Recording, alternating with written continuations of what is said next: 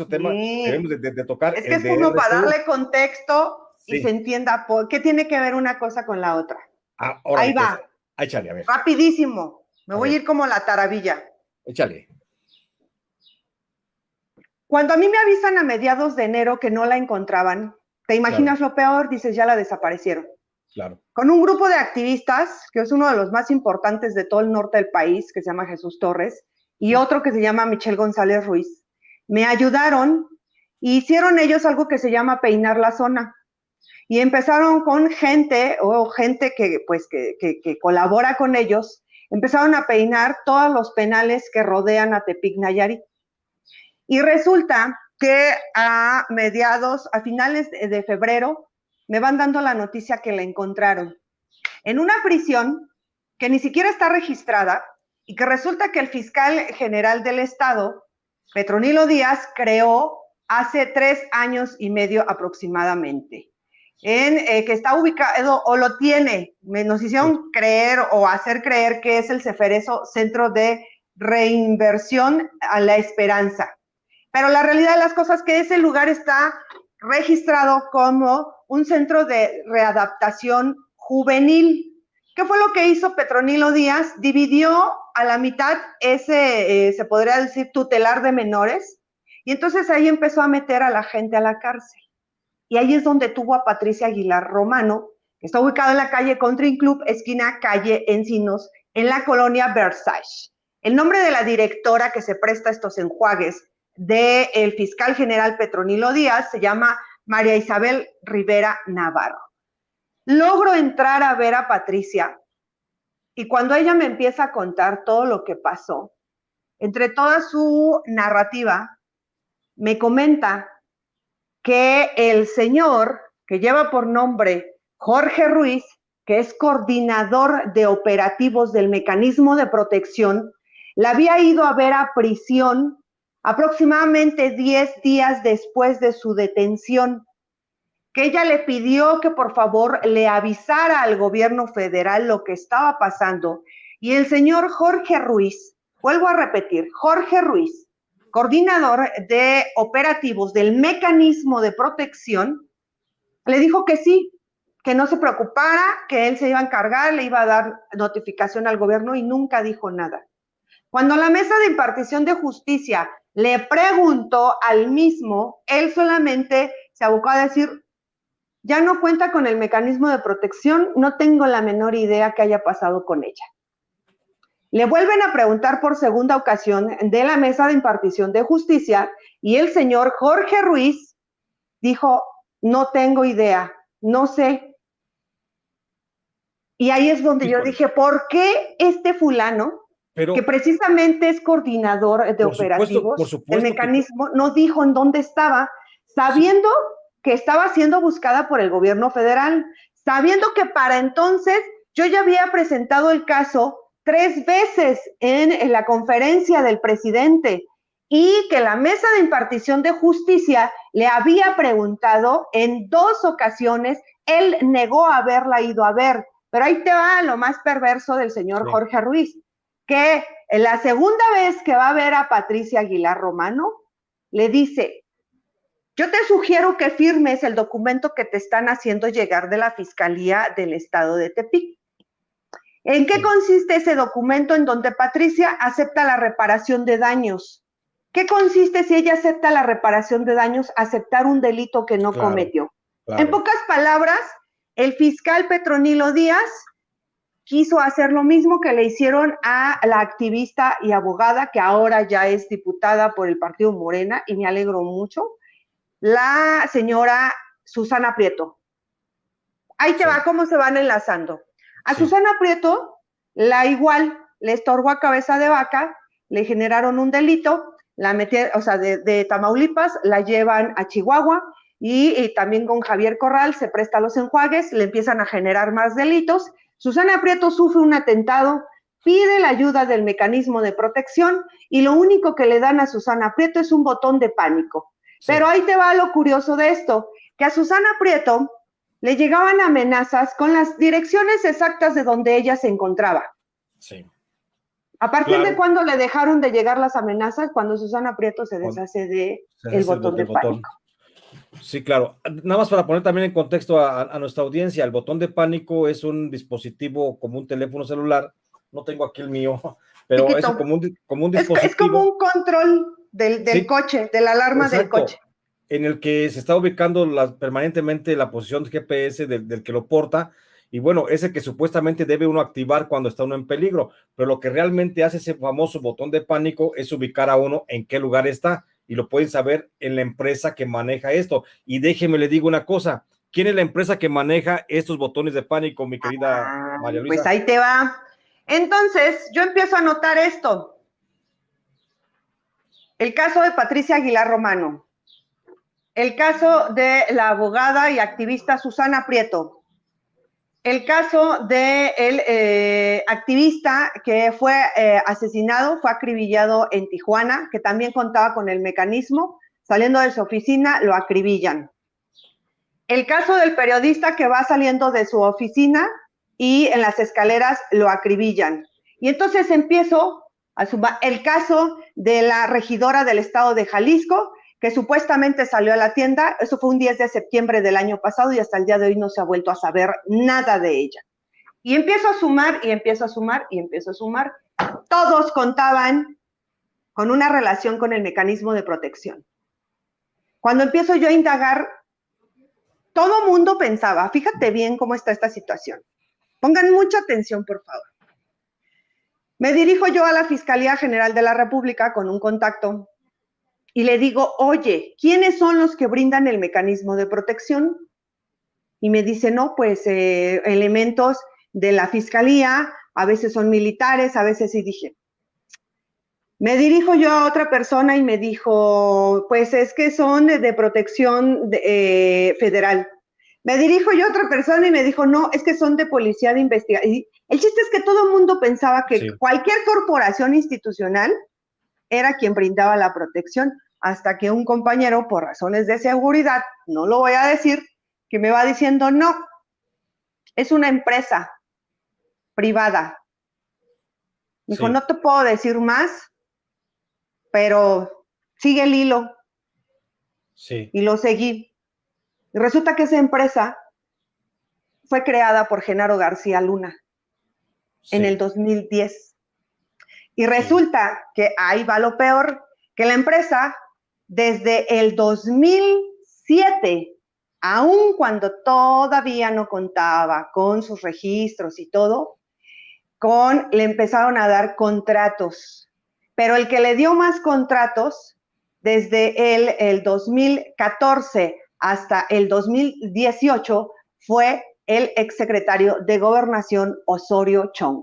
El día de hoy esa empresa está obviamente a nombre de otra persona, pero resulta que tú sigues el hilo y esa persona es hermano de Genaro García Luna. La empresa está registrada como RCU Sistemas S.A. de CB. Y ahí te va lo peor de todo esto. Los compañeros de Sin embargo, yo empiezo a investigar más y me empiezo a meter más. Tiene tiempo que sacaron un artículo en donde ellos ya denunciaban las irregularidades de esta empresa y del mecanismo de protección, en donde ellos ya estaban sacando a la luz contratos por adjudicación directa por parte de Osorio Chong. Sí. Y pues tal parece que aún así no le importa al gobierno, o más bien el que está encabezando eso es Alejandro Encinas. Sí. Bueno, de esta última vez que yo hablo y expongo la situación en la mañanera, el presidente de la República da la orden que me atienda Alejandro Encinas.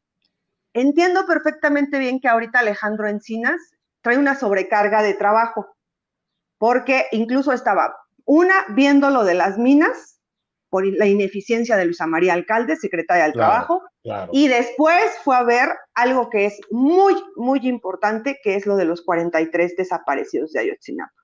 Entonces, pues el señor Encinas me canaliza con, pues, ¿quién cree? Enrique Irazoque Palazuelos. ¿Quién es Enrique Irazoque Palazuelos? Es el titular de la Unidad para la Defensa de los Derechos Humanos. En pocas palabras, ¿qué es lo que hace este señor tan estudiado, tan lleno de títulos, tan preparado en el extranjero? Supuestamente, el señor Enrique Irazoque Palazuelos, el titular de la Unidad para la Defensa de los Derechos Humanos, él es el quien dice quién sí y quién no. Él es el que da el visto bueno. Cuando se contacta conmigo, su asistente personal, y me citan, bueno, pues yo me tuve que quedar hasta el día viernes, sí, y lo voy a ver a sus oficinas, y resulta que si duró 15 minutos la reunión fue mucho, y para que solamente me dijera, no te puedo dar esa información, no te puedo dar esa información, mándamela por escrito y yo veo si yo evalúo si te la brindo o no.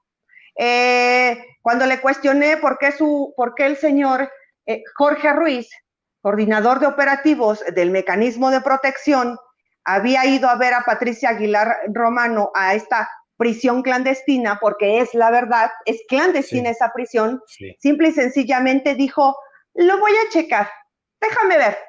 Es más, te ofrezco mandar 2 elementos a investigar la situación con Patricia. Vamos a ver qué dice ella al respecto. Ajá. Y le dije, ok, ¿me puede contestar por qué siguen contratando los servicios de RCU Sistemas SADCB? A nombre del hermano de Genaro García Luna, pues tragó saliva y me dijo, ¿qué quieres que te diga? Para el siguiente año se van a abrir la convocatoria para, pues para hacer las licitaciones, pero es hasta el otro año. ¿Tienes algo más que preguntar? Ay, espérame, y todavía me dijo, ¿tienes algo más que preguntarme? Y le dije, ok. ¿Qué me contestas? Le digo, del caso de Patricia Aguilar Romano. ¿Qué me contestas del caso de Susana Prieto? Claro. ¿Qué me contestas de la activista de Tijuana?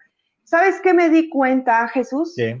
Que este señor tan estudiado y que lo nombraron entre Olga Sánchez Cordero y Encinas, que hasta incluso sale ahí su fotografía, pues resulta que no tenía la menor idea de lo que le estaba hablando. No saben, mi querida María Luisa, eso es bien cierto, o sea, das también a un punto que duele reconocerlo, pero la gente que está en la administración actual, en el mecanismo de protección, no saben la problemática que viven los periodistas, es más, no conocen realmente qué es hacer el trabajo de campo, porque lo hacen justamente desde el buró, desde sus oficinas, desde ahí están trabajando, y hoy, bueno, con base en lo que tú estás exponiendo, que ya también lo entendemos de manera más clara y más precisa, pues podemos entender entonces por qué el mecanismo de protección no funciona, porque hay que revisar justamente, y esta es otra petición que le hacemos formalmente al presidente López Obrador, para que revise cómo está funcionando el mecanismo de protección de periodistas a nivel nacional, que revise quiénes son los que están ahí, que vea cuáles funcionarios son los que vienen del calderonato, del peñismo, y que siguen incrustados ahí, hoy apapachándose la bandera y enarbolando la bandera de la no corrupción de la Cuarta Transformación, cuando ellos mismos han sido una bola de saqueadores y de bandidos, que no han podido brindar protección a periodistas que reclaman de manera urgente ser protegidos porque tienen amenaza de muerte, y en este momento hay 83 periodistas que no fueron aceptados dentro del mecanismo de protección, que recibieron amenazas en este año y que allí están jugándose la vida por su propia cuenta. Adelante. Perdón que te interrumpa. No, precisamente ahora que estás hablando de esto, el día de ayer asesinaron al compañero periodista Hugo Sánchez. Iba arriba de su motocicleta, esto es en el estado de Oaxaca, con su hijo. Sí. Se les emparejó un coche y los rafaguearon a los dos. Sí. Y cabe mencionar que el compañero Hugo Sánchez, del estado de Oaxaca, que fue acribillado el día de ayer junto a su hijo, sí, ya había tenido un atentado y aún así. Pero lo que es peor, lo que es peor. Y ahí te va.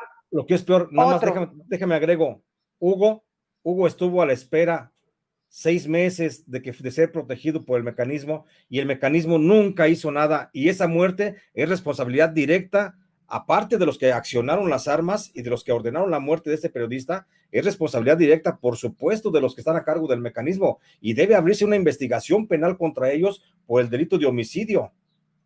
Y adelante, el otro que también fue asesinado precisamente el día de ayer fue Felipe Enrique García Estudo, de Metepec, del Estado de México, quien también fue acribillado arriba de su coche, y él también estaba pues en espera.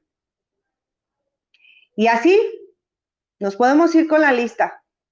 Y es como yo le decía cuando yo salí de la oficina del señor Enrique Irazoque Palazuelos, que presume tener más de 20 años de servidor. Nada más te digo que fue en el 2000, fue funcionario de la Comisión Estatal de Derechos Humanos de Nuevo León. ¿Qué cosas? Hablas del mecanismo y se corta la conexión. ¿Qué te digo? Hijos y de en la el chingada. 2000, no, o sea, ahí te va. Enrique Irazoque en el 2000 fue funcionario de la Comisión Estatal de Derechos Humanos en Nuevo León. Sí, sí. En el 2013 fue nombrado segundo visitador general, pero resulta que esos años es cuando más violencia se ejerció a compañeros, periodistas, activistas, luchadores sociales, etcétera, etcétera. En pocas palabras, el señor Enrique Irazoque Palazuelos tiene de humanista lo que una señora casada tiene de virgen. Nada, por supuesto. Bueno, es más probable eso, a que este sea humanista. Pero bueno, se nos ha acabado el tiempo, mi querida Luisa.